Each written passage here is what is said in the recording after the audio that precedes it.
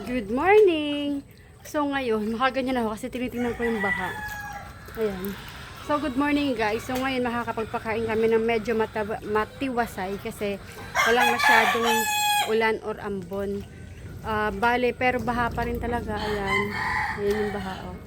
Akala nyo lang hindi baha kasi di ba kung wari walang alon-alon. Clear lang. Pero pag ganyanin mo yung tubig, makikita nyo na may tubig talaga. So guys, dahan-dahan lang magpakain kasi baka madulas, alam niyo na. Mag-iingat lang tayo ng konting-konti. So, thank you sa araw ngayon. Medyo okay na. Kaya lang talaga, mahirap magpakain. Baha pa rin talaga naman eh. Tingnan nyo dito sa kabila. Ayan. Mga alaga nakabaha. So, ayun yung baha. Hanggang dito kay Lahok. O di pa, napaka-effective ng ating plastic elevated matting. Ito nga lang wala. Kasi hindi pa naman umabot dyan yung tubig nung naglagay kami dito. Nung naglipat kami. Mula dito hanggang dito. Guys, kung makikita nyo, sobrang laki ng tinaas ng tubig. Oh, hanggang dyan na. Kahapon may lupa pa naman dito na nakikita. Pero ngayon wala na.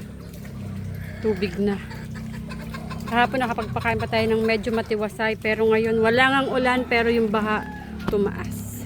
Lang tayo, tapos magpapakain ako ng mabilis para hindi sayang yung araw. Baka umulan na naman. So ito yung kalagayan nila. So far wala na akong nakikitang itlog. Siguro nabaha na or hindi sila ng itlog kasi stress sila. Pero yun, ito yung kalagayan ng ating likod bahay ng mga manok. Ang hirap magpakain. Maraming tilamsik. Yan. May mga tilamsik tayo, syempre madumi sila. So, given na talaga na madudumihan din tayo. Pero which is okay lang kasi at least may araw. Tingnan nyo guys. Pati yung mga bulate. Hindi na na-survive yung baha. Ayan. Oh. Nalunod na sila. Nalunod din mga bulate. Oh. Ayan. Oh. Yung mga puti na yan na parang nagko-carve yan. Kasi nga, baha na talaga, no choice. Wala na talaga, baha na. Kailangan na lang talaga ng pasensya para ma-survive nila to. So yung isa nating manok, ayun. Kani ka! Halika dito para makakain ka na. Dito ka, dito ka. Oh, kapakainin natin dito. Chik, chik, chik, chik, chik, chik. Chik, chik, chik, chik. Chik, chik, chik, chik, chik, chik. Saan ka pupunta? Dito ka. Saan ka na ba? Kulit na. Chik, chik. Chik, chik. Oh, dito ka. Ito, dito ka, oh. Chik, chik, chik, chik. Diyan ka na. Kumain ka na. At least makakain siya.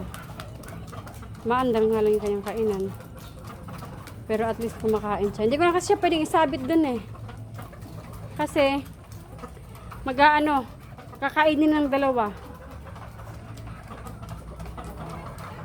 Dito na muna siya kakain. Pero mamaya liligpitin ko na rin yan. Kasi saan siya iinom, diba? Although maraming tubig, maglalagay pa rin tayo ng tubig na malinis sa kanilang mga inuman.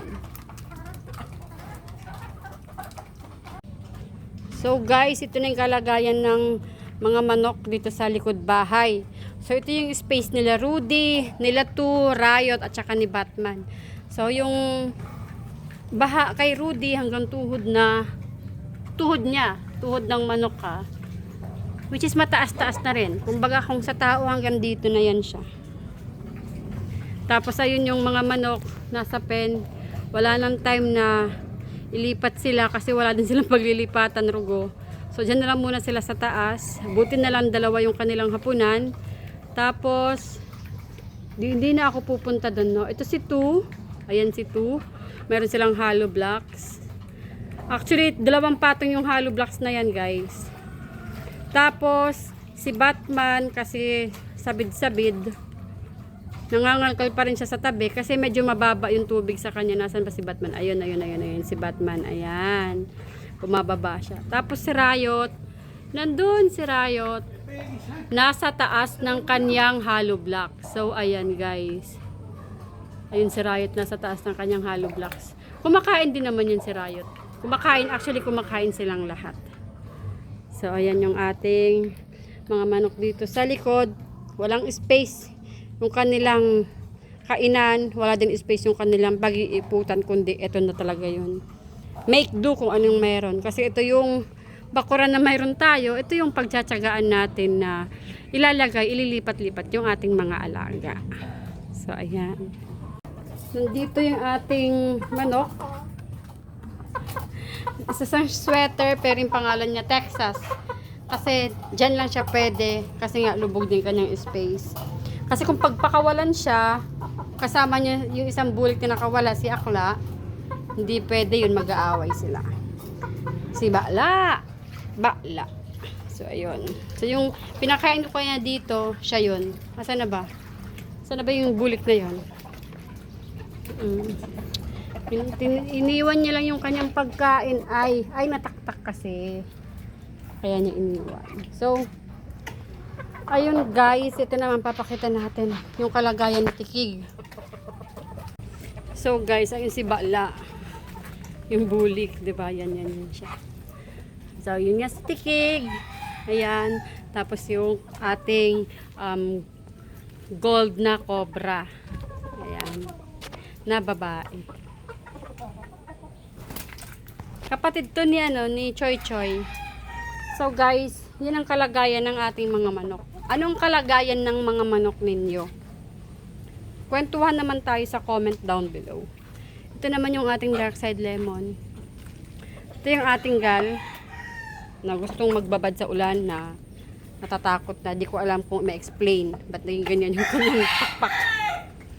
Tapos, ito naman si Agilus. Pretty boy Agilus. Yung kanyang lugar, medyo tuyo dito banda, pero pagkadating dito, tubig na. Yan. Tapos, syempre, yung ating girls, dito sila.